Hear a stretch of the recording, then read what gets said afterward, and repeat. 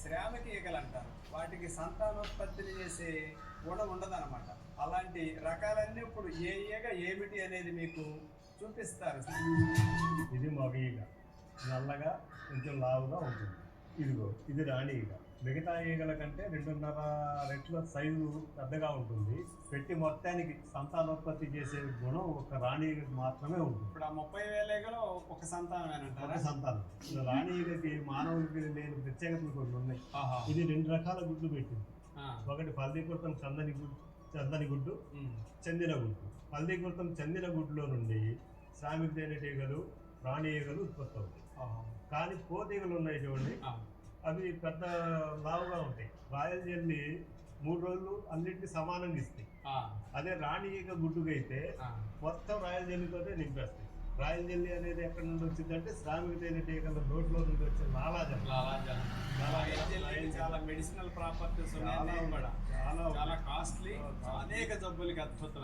దాన్ని ఎక్స్ట్రాక్ట్ చేసి దాని మార్కెట్ కూడా చాలా బాగా చేస్తారు.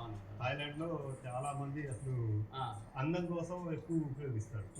బేనజీర్ భుట్టో గారు అందం కోసం వీటిని రాయల్ జెల్లీని వాడేవాడు. రాణి ఈగ 16 రోజులకు బయటకు వచ్చింది. అంటే గుడ్డు దశ నుండి రాణి ఈగగా తయారవడానికి సీతాకోక చిలుకలకి 4 దశలు ఎట్లాగో అట్లా రెక్కల గురుగ్గా మారడానికి 16 రోజులు టైం పడుతుంది.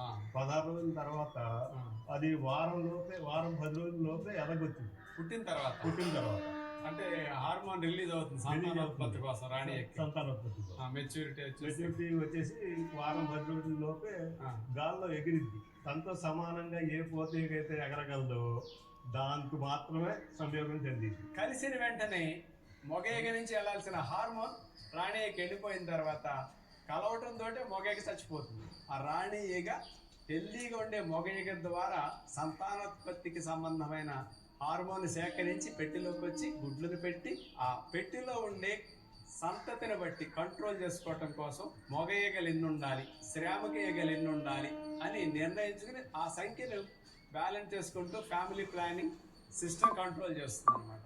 అంతేకాకుండా బయట ఆహారం దొరుకుతుంది అనుకో, రోజుకి 1500 నుండి 2000 గుడ్లు వరకు పెట్టింది రాణి ఈగ.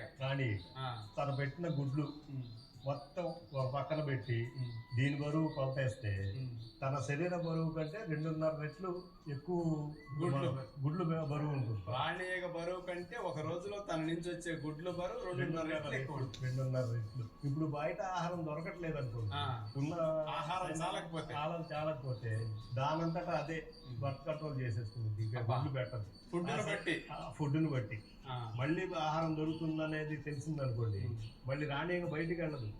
ఈ సైనికులు తెచ్చే ఆహారాన్ని ఆ నిల్వల్ని బట్టి దీనికి అర్థమైపోయి మళ్ళీ సంతానాన్ని పెంచి పొరపాటున ఏదన్నా ఒక పెట్టిలో నుండి ఇంకో పెట్టికి మారింది అనుకోండి, ఇంత దగ్గరగా ఉంది, మీరు మా ఇంటికి రావాలి దాన్ని చంపేసి వేలాడి